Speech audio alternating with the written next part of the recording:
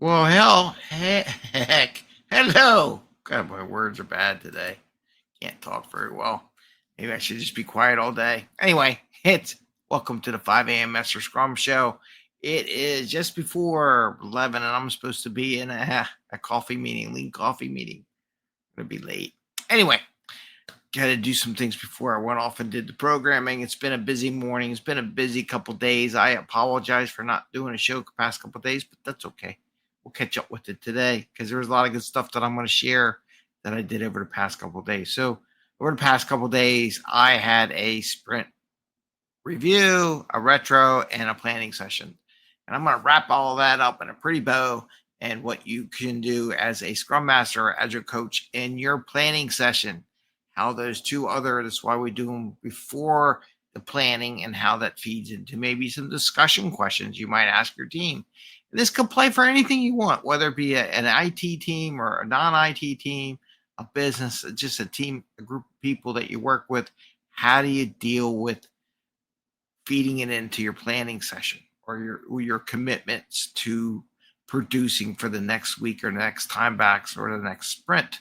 So let's talk about that today. So Tuesday, I had a team. They did a sprint review, and it was more technical based and things they wanted to do and improve their technical abilities, which was cool. I'm glad they actually did it. I've been asking for stuff like that forever, so they finally did it, and they demonstrated something they did, and hopefully the whole team will be doing it.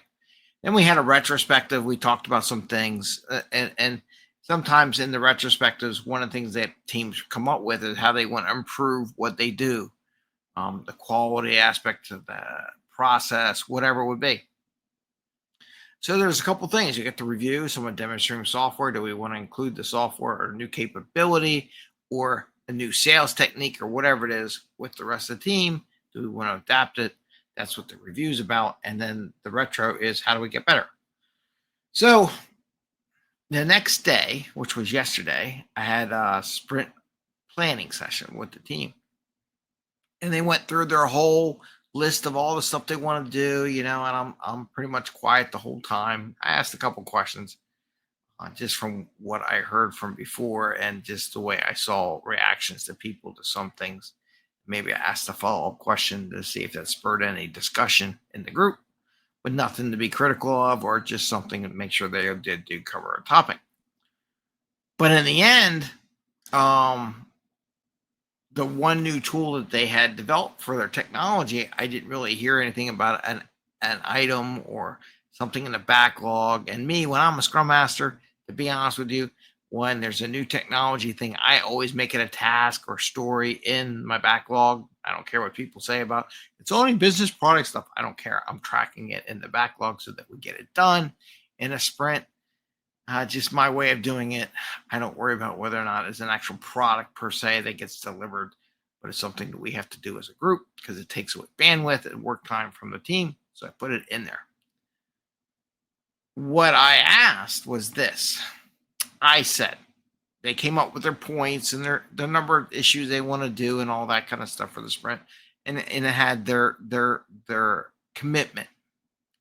So that's the question. It says, did you all include the idea of enhancing your skills or your quality based on adding this new capability in your coding to all these stories? Now, when you do that, I said, are you still comfortable with the amount of work that you are committing to in this sprint based on adding that extra layer of work? Because, and of course, they all shook their head. Yes, of course, we're okay, Greg, because they do it all the time. But you got to ask the question because you got to make them think about it. Because there's so many times where I've been to a meeting where the manager would say, well, the team said they could do it all. I'm like, there's no data saying they can do all this work. This is not going to happen, right? So I've seen it both ways, but you do need to ask the question because you need to make them think about it. A couple things. One, they may change the commitment level in the sprint because they realize they got a lot more extra work to do because they're improving the quality aspect of it. Two, it may just remind them that what we talked about a couple of days ago that they need to start doing in their work. So it does both, it gets them thinking down that path because you can't control them. You can't tell them outright, do this, do that, do this, because you'll never get your work done. If you did that, you just encourage them to take it on and ask for how it went, right? So in the sprint planning, I took what was, and I do this with retros too. Like if they come up with a new process, I'll bring it up in the planning. Okay, from what we talked about the other day in the retro, and you want to incorporate that new capability or a new process, how does that impact your commitment level? Can you still do all the work you're committing to from a product backlog perspective? I always ask that question based on things that come out of reviews or retros and how that impacts. And I should turn off my phone because my phone might go off because it just beeped at me. Apparently I have to walk the dog. Well, he would appreciate that. So you want to do that just to make sure they're taking that into account. So as a coach or Scrum Master, I prefer the Scrum Master doing it if that's what they're doing. Is I will meet with them ahead of time. Like if there was stuff in a sprint review or retro, I would kind of meet off table, offline with the Scrum Master saying, hey, how are you planning to address these things that were brought up in the reviews and retros, and see if they got that in there on that way. If that's not part of that discussion or they weren't part of that, I would bring them up and make sure that we're in sync on those things because it's important, right? Because if no one brings it up, they'll never change. So your job as a change agent, as a Scrum Master or coach, is to bring that stuff up. So I wanted to bring that up to you. How do you combine that information into the planning session, which is the requirements of the session? What are the basics? That's part of the four R's. And we talked about the review, the retro, those 2 R's, and the third one of requirements. And the roles, because talk about the Scrum Master should be doing this, or the Agile coach. Some people say, well, it's, the team does it. Yes, the team does it, but your job as a coach is to sometimes get the team to where they didn't think they were or didn't realize they weren't at yet. That's what a coach does, right? That's what a coach does. Coach just doesn't sit there and click the paycheck. Coach goes and pushes you to the level above where you're at. That's your job. You can't just let it, they'll figure it out. No, you push them, right? Some people say, oh, you shouldn't push them. They should just figure it out themselves. I'm like, yeah, then they don't need you. That's all I got to say.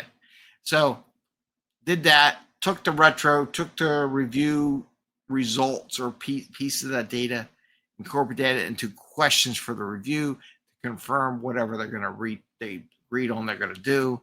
How does that affect their ability to get the new workload done? Do we need to go back and forth or lower if they need to? Because I'll be honest with you, anytime you do a new thing, it will slow you down. They're going to say it's not, but it will. So I already expect if they actually do it, and if nothing here's a little trick. Nothing actually slows down, then I know they didn't implement it. Okay. So then I can come back and say, I didn't see any impact. Did you guys implement this stuff? Oh no, we forgot to do that, Greg. That's a telltale sign. If it doesn't come down in what they promised, then they didn't do it. Okay. And it's okay. You don't yell at them. You just kind of like nudge them a little bit. I thought you were going to do this.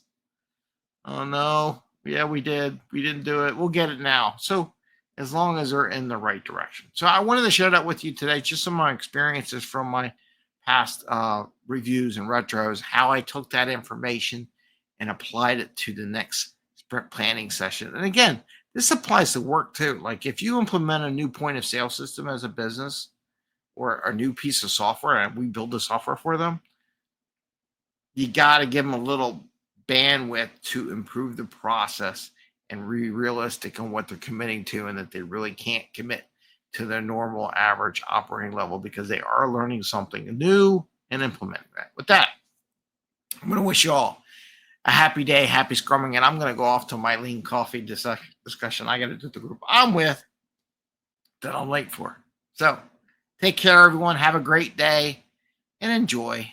Have fun. I hope you enjoy your holiday. I should be doing a show tomorrow, but I don't know. But we'll see. Take care, everyone. Bye.